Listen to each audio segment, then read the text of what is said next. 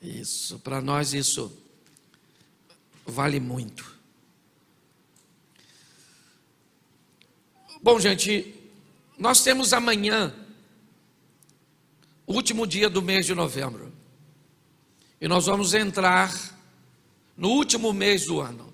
31 dias faltam para o ano de 2020 acabar. Um ano que entramos com muitas expectativas de que seria um ano extraordinário, que alcançaríamos muitas coisas, que veríamos as coisas acontecer de uma forma provavelmente bem diferente. Talvez me parecesse algo bem próximo do que Davi pensava quando conduzia a arca para Jerusalém, com toda aquela festa que ele planejou e executou para levar a arca.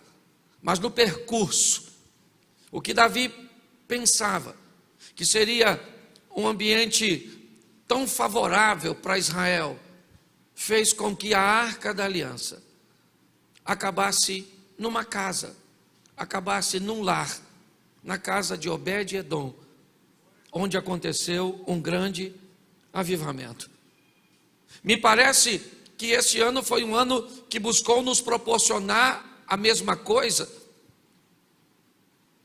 que nos levou de volta ao nosso convívio familiar, que reduziu as nossas atividades, que limitou os nossos movimentos, buscando levar para cada casa um avivamento, para cada casamento, para cada família, uma restauração, um ambiente onde as pessoas pudessem novamente se conectar, estarem próximas. Muitos de nós, desacostumados de tudo isso, acabamos nos atrapalhando um pouco com essa oportunidade. E ao invés de união e ao invés de comunhão, muitos acabaram vivendo crises. Semana passada, hoje é domingo, primeiro dia. Semana passada, na quinta-feira, eu preguei em um evento por tema visão perfeita. E eu queria compartilhar essa palavra com você, porque eu queria motivar você. Primeiro, o ano ainda não acabou. E Deus, num momento, ou seja, numa unidade indivisível do tempo, isso é momento, Ele pode fazer o milagre que você precisa, Ele pode trazer a transformação que você precisa, viver o incrível. Então ainda dá tempo. Eu queria motivar você a trabalhar, a orar, a agir, para que esses últimos 31 dias, na verdade 32, nós possamos provocar o incrível, o extraordinário, o sensacional na nossa vida. Posso ouvir um amém? Amém. Mas para que isso aconteça, nós vamos ter que melhorar nossa visão, ampliar nossa visibilidade. Há um tempo atrás eu preguei uma mensagem aqui sobre vista ou visão, e tratando de vista, com o propósito de dizer da realidade que te cerca, daquilo que passa uma informação para você diante dos seus olhos, e vista, e visão, na verdade, aquilo que você consegue ver que vai acontecer, independente do cenário que está ao seu redor. O grande desafio é que todas as vezes que a vista for comprometida, não permita que a visão se comprometa. Porque muitas vezes, em determinadas situações, você vai olhar o panorama, o ambiente, o cenário é totalmente desfavorável. É o que sua vista, é o que as avaliações, é o que os prognósticos, é o que as pesquisas, elas dizem. Elas não são mentirosas, não, elas são realistas, mas o que elas relatam é apenas o que está diante da vista, é o resultado que ela conseguiu obter mediante a pesquisa que fez. Porém, tem algo que pode trabalhar em cada um de nós, e talvez essa seja a diferença entre o vencedor e o perdedor. Porque o perdedor, ele compromete a visão por causa da vista, e o vencedor faz com que a visão subjugue a informação da vista. Tudo parece o contrário, tudo parece que não vai dar certo. As informações são negativas, os conselhos são adversos, mas a visão, a fé, ela vai fazer com que eu continue trabalhando, lutando, orando, me dedicando para que as coisas aconteçam. Uma das coisas que eu gostaria de aconselhar você é ter a maturidade, o entendimento, a prudência e a paciência para entender que todas as vezes que a visão ou que a vista não for perfeita, se você tiver visão, você desacelera, você diminui a velocidade. Muitas pessoas quebram a cara, é como se você viesse com o seu carro a 120 por hora, numa viagem, e de repente você começa a subir uma pequena serra, e depois da segunda curva na serra, você se depara com uma neblina. E antes da neblina, sua vista podia alcançar 100, 200 metros à frente. Mas agora a neblina limitou, reduziu a sua capacidade de enxergar. Então, ela comprometeu a sua vista. E por você não enxergar longe, se você não tiver visão, você continua na mesma velocidade que estava quando podia enxergar tão longe. Mas se você tem visão, a visão te traz prudência, e a prudência te diz, diminua a velocidade enquanto você não pode enxergar tão longe. Para que tomar decisões extremamente comprometedoras em área profissional, em área de relacionamentos, em posicionamentos de fé, se você ainda não tem uma visão boa, se você não sabe o que fazer, cuidado. Ah, pastor, eu vou fazer pela fé. Se é pela fé, ela vai te remeter à prudência, ao comprometimento com a palavra, à avaliação de cenário.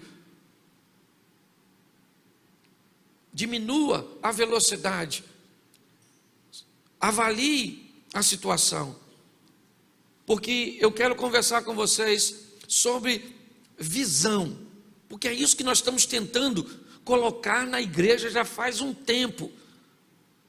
Eu falei hoje, lá na classe dos servos, por muito tempo eu achei que a igreja era tudo igual. Depois eu descobri que como uma escola, porque é uma das funções da igreja, ela não é uma escola, mas tem uma função de ensino. Eu descobri que como uma escola, que critério nós usamos para colocá-lo, para escolher uma escola para nossos filhos? Nós usamos o critério de que a escola seja uma escola de renome, que tenha uma estrutura, que o corpo docente sejam pessoas preparadas, habilitadas, capacitadas, certo? A oferecer o ensinamento. E eu descobri que a igreja também é assim. Seus membros, aqueles que caminham na comunidade de fé, eles viverão melhor se forem melhores instruídos, mas a palavra é a mesma. Isso é verdade, mas a capacidade de ensino não. Então nossa proposta tem sido melhorar a visibilidade das pessoas, remover a névoa, a escuridão, a obscuridade, para que você, num ambiente de recomeço, possa melhorar e levar seu ministério novamente, certo? Para onde você deseja, mas provavelmente foi obrigado a retroceder por causa de um posicionamento incorreto. Levar a sua vida conjugal agora, talvez depois de um relacionamento falido, ou de um relacionamento em processo de falência, reconquistar sua credibilidade e tantas outras coisas. Porque o nosso propósito não é apenas te dar uma mensagem de salvação, para fazer com que você alcance os céus. Nossa proposta é fazer com que você obedeça a Deus e pratique o Evangelho nessa terra, de forma que antes de você ir para o céu desça para a terra na sua vida, na sua casa, na sua família e nos seus negócios. Nosso propósito é esse. Então eu quero começar essa palavra, Marcos, capítulo 8, verso 24. Marcos 8, 24. Diz assim: e levantando ele os olhos, disse: vejo os homens, pois os vejo como árvores que andam. Depois, tornou a pôr-lhe as mãos nos olhos, e ele, olhando firmemente, ficou reestabelecido, e já via ao longe e distintamente a todos. Olhe para mim. Jesus, em inúmeras passagens, ele curou a cegueira. É muito comum nós nos depararmos com histórias, na Bíblia, de Jesus curando cegos. E uma das primeiras coisas que eu vejo, ele nunca curou um cego utilizando o mesmo método.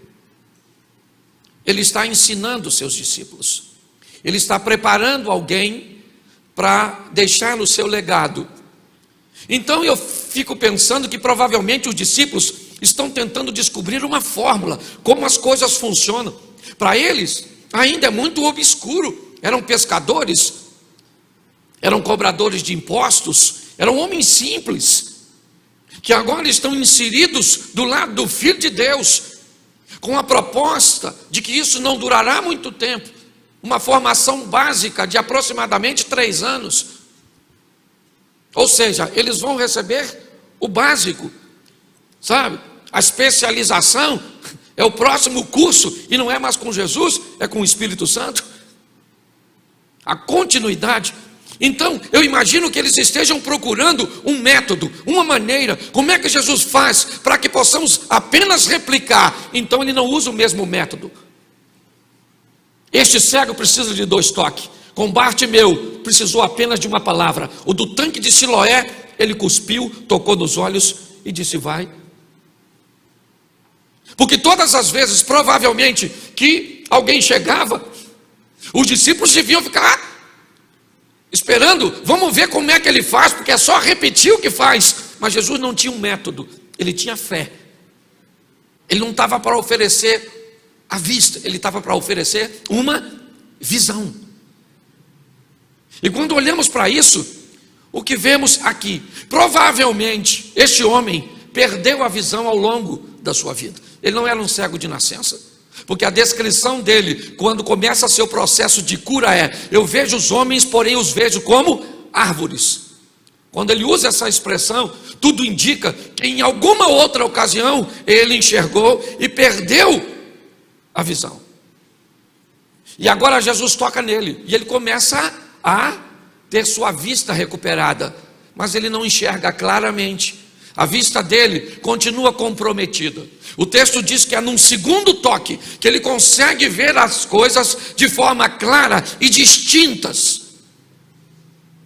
O que isso indica é que muitos de nós podemos ter um contato com a palavra e com Deus, começarmos a enxergar, mas temos ainda uma visão que não seja tão ampla, que vamos precisar de mais um contato, de uma proximidade maior, de um aprendizado maior. E qual é a grande dificuldade de vivermos isso? A oposição. A oposição é o grande problema.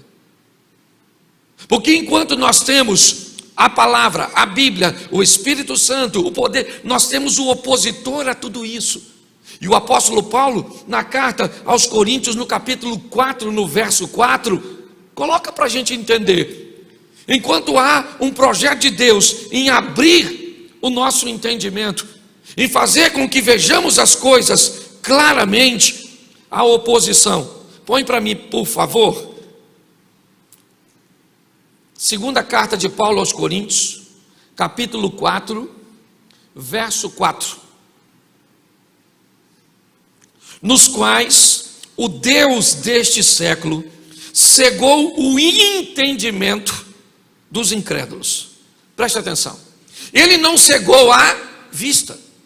Esse texto não está dizendo que ninguém ficou cego, que ninguém perdeu a vista. Não. As pessoas continuam enxergando. O que o texto diz é que uma cegueira tomou conta do entendimento. O nosso grande desafio é abrir o entendimento das pessoas. É fazer com que elas tenham um encontro com uma palavra, com um poder que mostre para elas de verdade.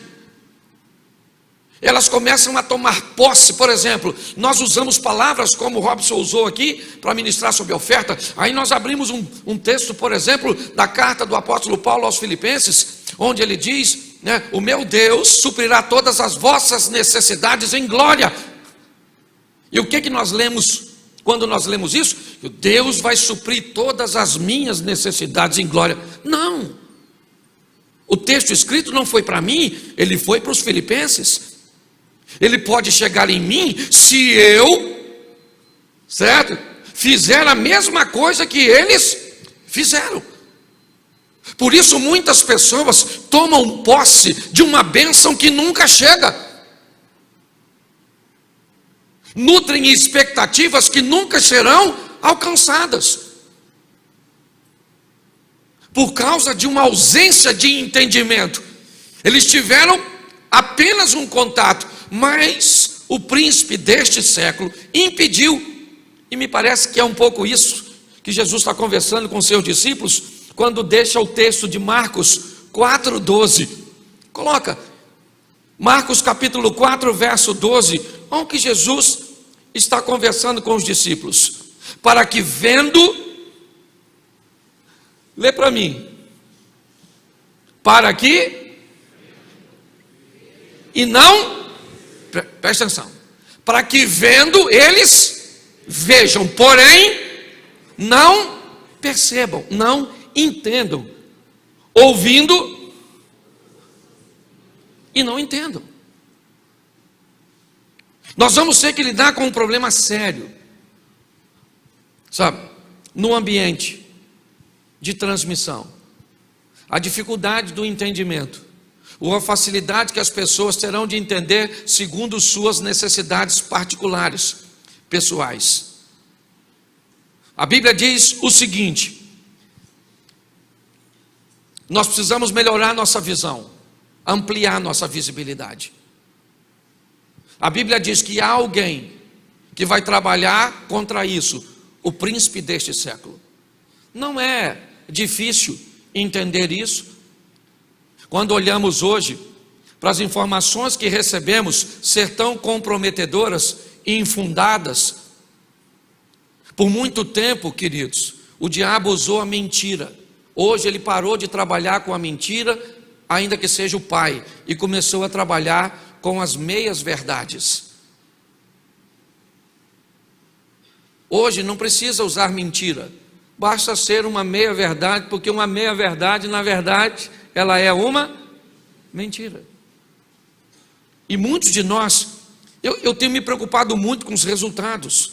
Por onde eu tenho passado, eu tenho visto o comprometimento da visão da igreja. Uma igreja que enxerga, mas não vê. Uma igreja que ouve, mas não entende. O nosso comprometimento, ele tem que ser muito maior. Eu quero tratar de uma forma muito distinta a vista da visão. Então, eu preciso transmitir para vocês, olha o que Jesus disse, eu tenho falado disso já há uns 2 meses, João 9,4, preste atenção no que ele falou, João capítulo 9, verso 4, convém que eu faça as obras daquele que me enviou enquanto é dia, a noite vem quando ninguém pode, preste atenção, eu gosto muito dessas questões de escuridão, de obscuridade. Porque a ausência de luz na Bíblia também é ausência de conhecimento, ausência de informação.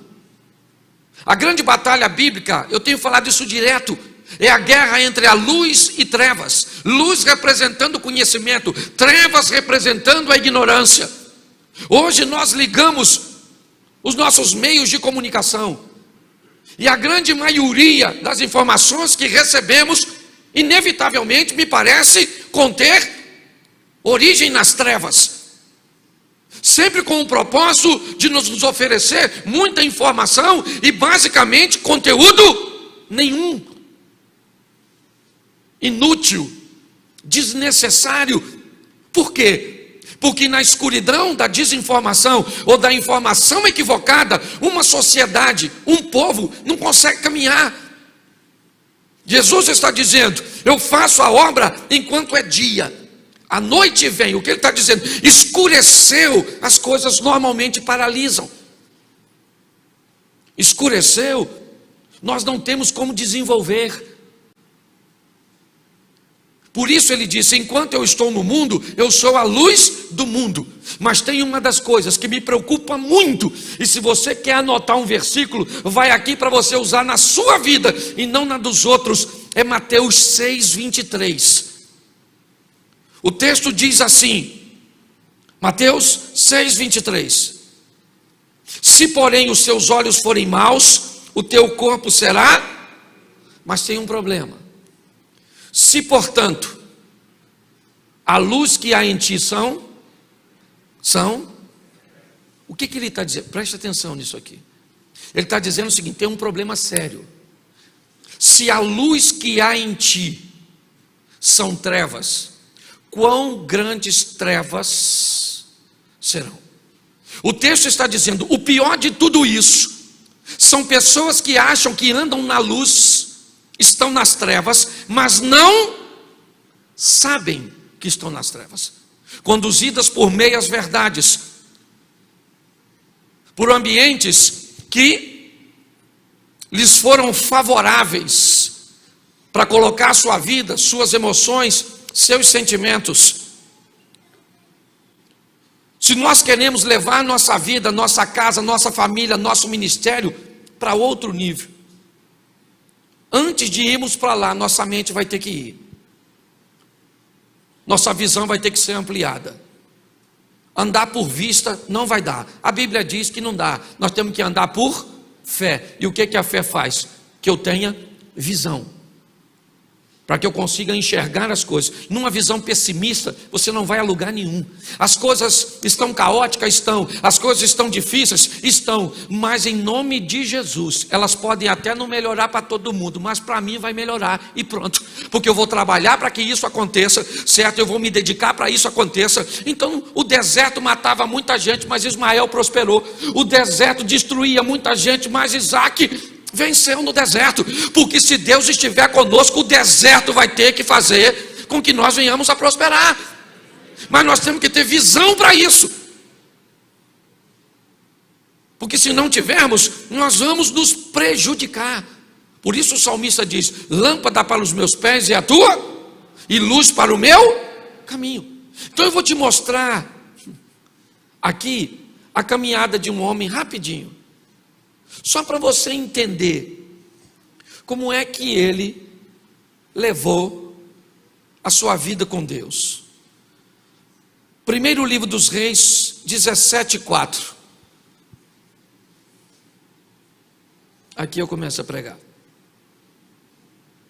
E há de ser que beberás do ribeiro, e eu tenho ordenado aos corvos que ali te sustentem. Olhe para mim. Israel está vivendo um momento muito delicado. Um rei fraco chamado Acabe se casa com uma mulher forte chamada Jezabel. Jezabel domina Acabe a ponto de dizer para ele, quando ele chorava por causa da vinha de Nabote, a frase é mais ou menos essa: você é rei? É o que Jezabel disse para ele. Enquanto ele chorava porque não conseguiu comprar a vinha de Nabote, Jezabel manda matar Nabote e as terras de Nabote se tornam propriedade do rei. Era uma monarquia. Só para você ter noção, que ambiente. Jezabel chega trazendo a cultura de Baal. Ela era filha de um rei dos Sidônios. E ela aplica e começa uma dominação sobre a gestão de Acabe. E nesse ambiente, Deus vai se levantar e vai construir uma visão no coração de Elias. Elias, o tisbita dos moradores de Gileade, disse a Acabe: vive, o Senhor, cuja face eu estou, que segundo a minha palavra, a partir de hoje não chove mais onde você administra, Acabe. Acabe não tem problema com isso. Baal é reconhecido como Deus dos fenômenos naturais. Mas a partir daquele dia, os céus se fecham e não cai uma gota de água nos termos administrativos de Acabe. Instruído provavelmente por seus conselheiros, Acabe chega à conclusão que a única forma de que a chuva retorne e que aquela palavra ruim caia por terra é matar o profeta. E agora Elias vai para uma caminhada com Deus extraordinária, de alguém que está obedecendo a Deus e por isso vai ser perseguido. Amplie sua visão. A melhor maneira de não obter perseguição é ser desobediente, porque quem te persegue não é Deus, é Satanás. Por isso que normalmente obedientes são mais perseguidos que desobedientes. Então, se você está reclamando porque está andando com Deus, infidelidade, e você está sendo perseguido, está vivendo uma crise, saiba que o que você está enfrentando é para que a glória de Deus seja manifesta na tua vida. Não tenha medo da oposição. Ela está fazendo apenas o papel dela. A função do diabo é roubar, matar e destruir. Para ele os fins justificam os meios e pronto.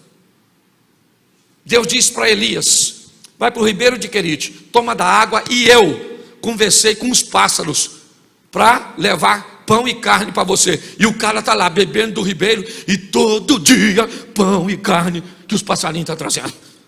De onde vem? Não sei. Mas o cara está tendo com Deus uma experiência extraordinária. Sim ou não? Sim. O Deus que tira água de rocha, não tira para Elias. Estranho, né? Tira para Moisés 2 vezes e nada para Elias. Porque quando a água do ribeiro seca, Deus diz para Elias: foge para Serepta, que pertence a Sidom, e fica ali, porque Acabe já está chegando aqui para te matar. E ele vai para lá. E lá ele tem um encontro com a viúva, e Deus abre a visão desse homem de uma forma extraordinária, multiplicando a farinha e o azeite, ressuscitando o filho da viúva e dando a Elias de volta uma visão. Encontra com Acabe e ele volta. Ao encontrar com Acabe, ele tem aquela passagem do Monte Carmelo, onde ele reúne tudo e coloca sobre aquilo que ele vai pedir fogo, o maior inimigo, a umidade. Ele molha o holocausto, a lenha, para que não tivesse sombra nenhuma de dúvida de que uma combustão natural, como provavelmente aconteceu na sarça que Moisés observou inicialmente, mas depois viu-se o mover de Deus porque ela não se consumia. Agora, aquele homem está retornando para encontrar com Acabe no Carmelo, pedindo para cair fogo. O fogo cai, consome tudo.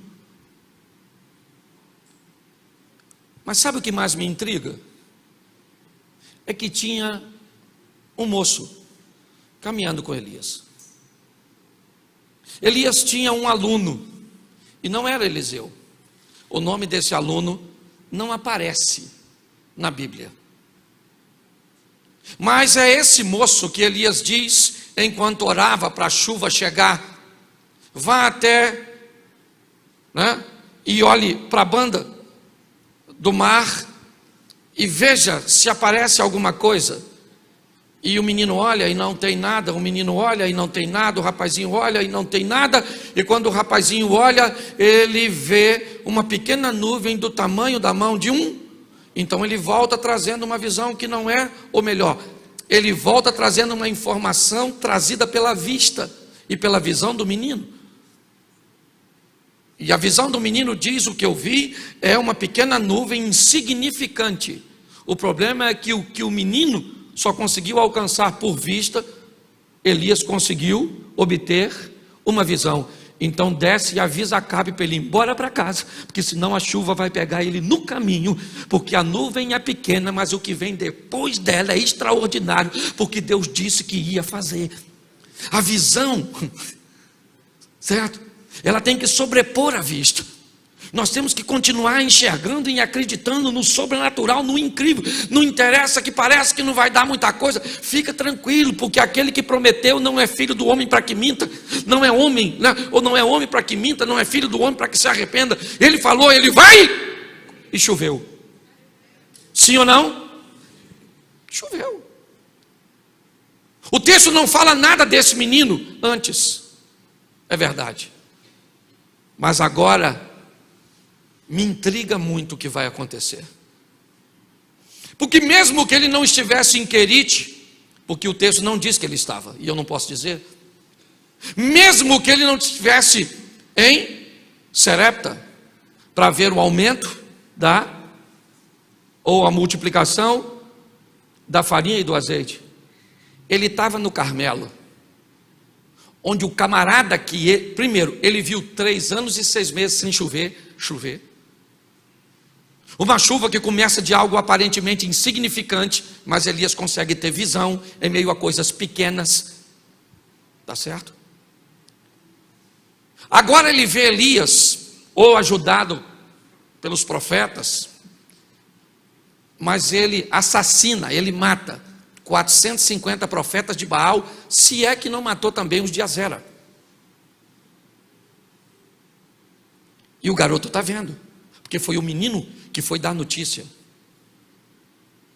Quando o Acabe chega em casa, diz a Jezabel o que Elias fez, matando os profetas, e ela diz para ele: amanhã que me aconteça outro tanto, ou seja, que eu esteja morta, se eu não mandar matar você.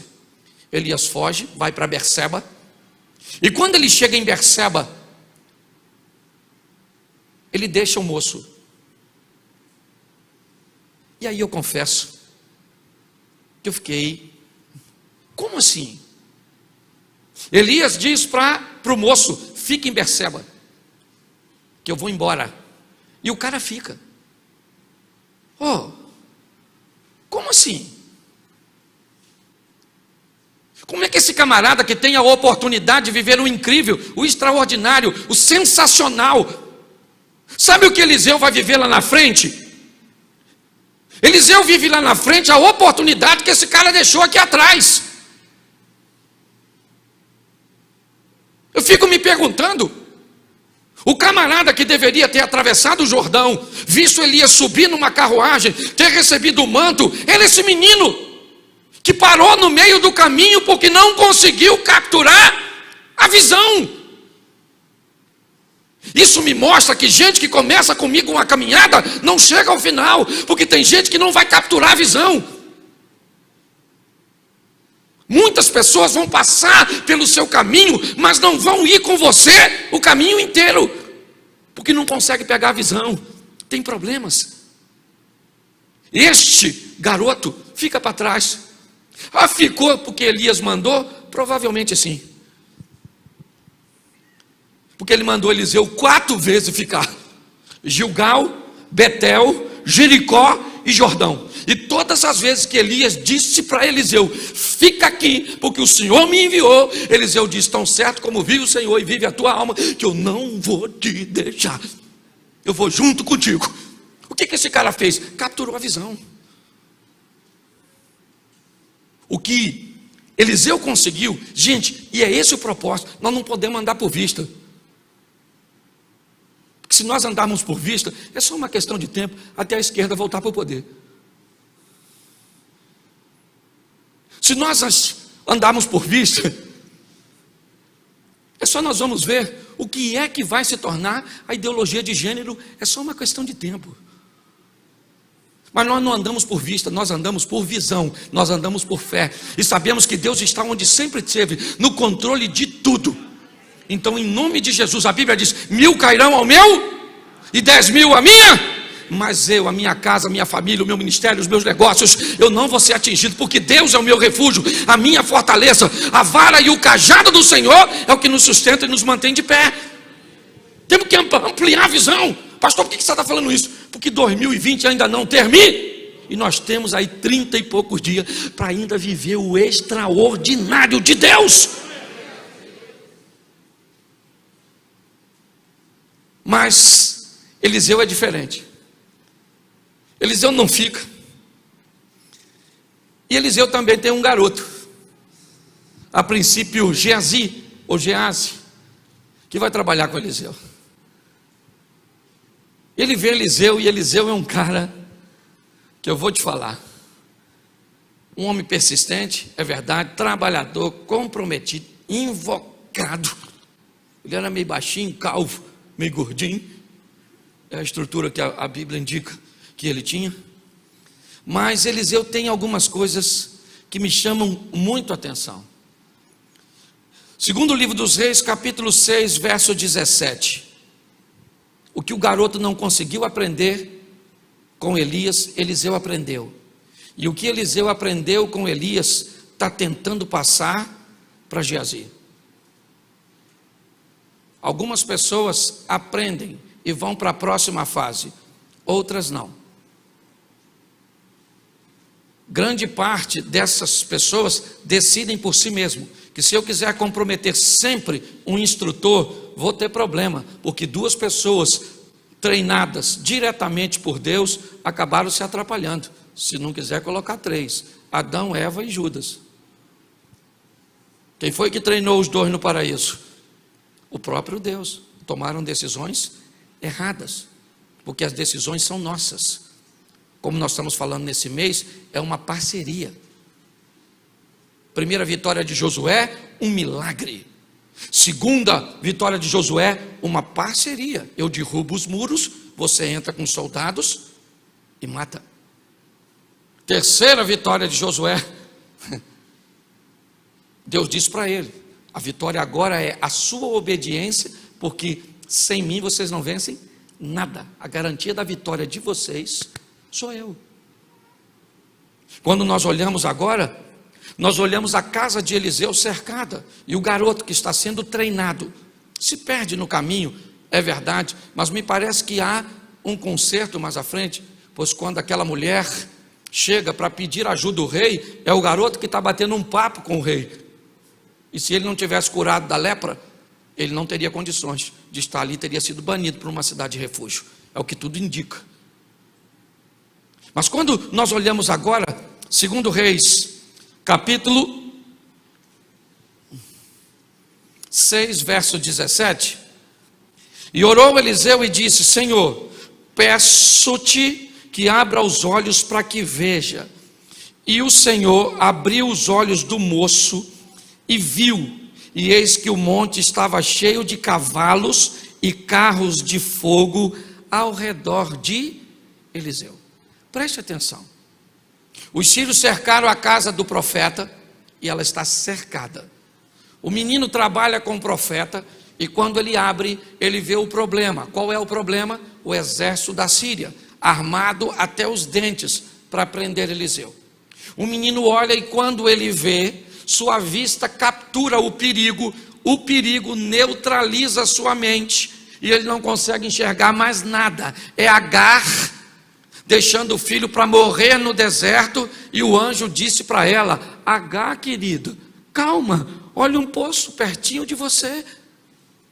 O texto não diz que Deus fez aparecer o poço, o texto diz que o poço já estava ali, e Agar não conseguia ver, porque o medo que a situação estava lhe causando. Isso é uma grande verdade, Jorge, para todos nós. Por muitas vezes estamos em situações onde o medo neutraliza a nossa fé, aguça a nossa vista. Nós ficamos tão aguçados com a vista que percebemos os detalhes, os perigos, os exames, as circunstâncias, os valores, os problemas, os sentimentos, que a visão vai embora. Não, é anulada. É esse ambiente que o menino está. E ele está na porta olhando para tudo isso. Quando Eliseu olha, E o que Eliseu está vendo? A mesma coisa que o garoto está vendo. O exército que está para o menino é o mesmo que está para o homem de Deus. É lógico que há uma diferença. Eu estou falando de um menino. Há muitos anos atrás, ouvindo uma mensagem do pastor Silmar, ele deu um exemplo que eu achei extraordinário. Ele estava fazendo uma obra na igreja e o pessoal estava fazendo uma correntinha para mudar uma pilha de tijolo de lugar. E o pessoal pegava aqui 3 tijolos, passava por de cá, o daqui para ali e ia embora. Até que alguém gritou: acabou! Acabou, mas vinha um na linha. E ele, descuidado, achou que acabou. O cara fez assim, bateu o tijolo nele e rasgou. E aí ele teve que levar ponto. E foi para o hospital para levar ponto, está dando ponto nele. E ele começou a falar de Jesus para o cara que estava dando ponto, pregando para o cara enquanto o cara estava dando ponto. Um tempo passou, o filho dele cortou o pé. E ele foi levar o filho para levar ponto. Enquanto o filho estava levando ponto, o filho estava gritando, chorando, reclamando. E ele disse: qual era a diferença? É que eu era um homem e meu filho, um menino. Quando os problemas chegam, como você se comporta diante dele? Como uma menina ou como uma mulher de Deus? Como um homem de Deus ou como um menino? Às vezes nós estamos replicando isso. O menino está olhando, Eliseu chegou e ele tem a vista diz que tem um exército dos inimigos, mas ele tem a visão mostra que existe um exército de aliados. Pastor, mas eu nunca vi isso. Não precisa. O Senhor dará ordem aos seus anjos. Os anjos do Senhor acampam-se ao redor daqueles que o temem e os... Se Deus falou, tem. Lá na sua casa. Pastor, não acredito nisso. Então vai para macumbaria. Vai para feitiçaria. Se você não acredita em Deus, você está no lugar errado. Ou você muda essa visão, ou você vai para outro canto. Acredito que você vai nascer de novo num corpo de um príncipe, que você já foi. Pelo amor de Deus. Ele falou, ele vai fazer. Em nome de Jesus. Nós estamos lidando tanto com gente que não tem palavra, que estamos achando que Deus não tem palavra também. Mas olha o que é legal desse camarada, desse garotinho. Quando Eliseu vê, Eliseu está vendo. O menino está vendo, sim ou não? Sim ou não? O menino está vendo o exército de Deus? O menino só vê o exército da Síria, não é? Olha o que o texto diz. Orou Eliseu e disse: Senhor, peço-te que abra os olhos para aqui. E o Senhor abriu os olhos do... Deixa eu falar uma coisa para você, eu tenho falado isso aqui direto. Ande com gente que vai abrir seus olhos, que vai te mostrar, que vai te ensinar o que você não sabe.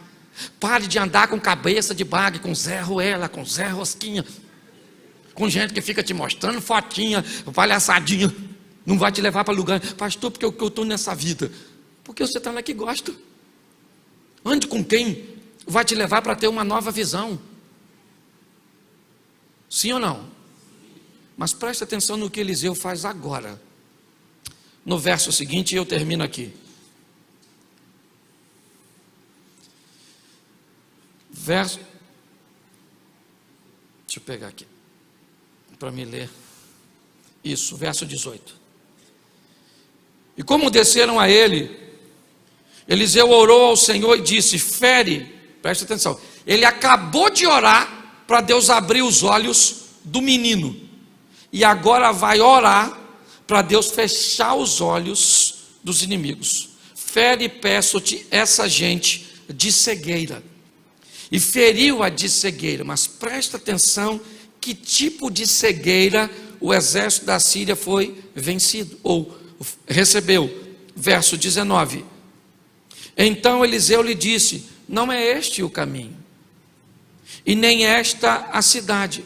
Segui-me, e guiar-vos-ei ao homem que buscais. E os guiou a Samaria.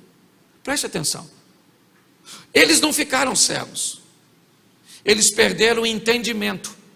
Quando eles viram Eliseu, eles não reconheceram Eliseu, eles não reconheceram Dotã, que era a casa onde Eliseu morava. Eles continuam enxergando, mas eles não conseguem ver. Novamente um comprometimento. O que estamos vendo aqui é o que acontece com muitos de nós, no que diz respeito à política, à religião, à vida conjugal. Me parece que a grande batalha que Jesus lutou, abrir os olhos do cego, luz, a palavra, lâmpada, eu sou a luz do mundo. O propósito ainda continua o mesmo: esclarecer, ampliar nossa visão e não nossa vista, porque nós estamos enxergando bem, é verdade tudo que estamos vendo. O que nós precisamos entender é que a visão vai fazer com que eu descubra que o meu Deus é superior a tudo isso. Então, o ano não terminou ainda não. O que você está precisando? De viver o incrível? Você está precisando de um milagre? Talvez o maior milagre que você precisa não é resolver o seu problema atual, é melhorar a sua visão. Porque se você muda a sua visão, você consegue resolver o seu problema da atualidade e os vindouros, os que virão depois.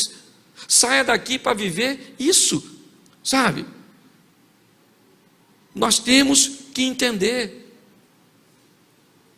que a nossa visão precisa mudar. É isso. O próximo ano vem aí, querido. E a mudança de ano não muda nada. O que muda são as nossas atitudes e decisões. Saia daqui para viver o melhor. Fique de pé nesse momento. Quando terminar, saia pela porta de trás, ok? O grupo lá de trás sai primeiro e 1 minuto depois você se levanta para sair. Mas deixa eu fazer uma perguntinha simples aqui, até porque eu já estou passando ali do horário. Deixa eu fazer uma pergunta para você aqui. Tem alguém aqui hoje que quer se reconciliar com Jesus, ou quer receber Jesus pela primeira vez?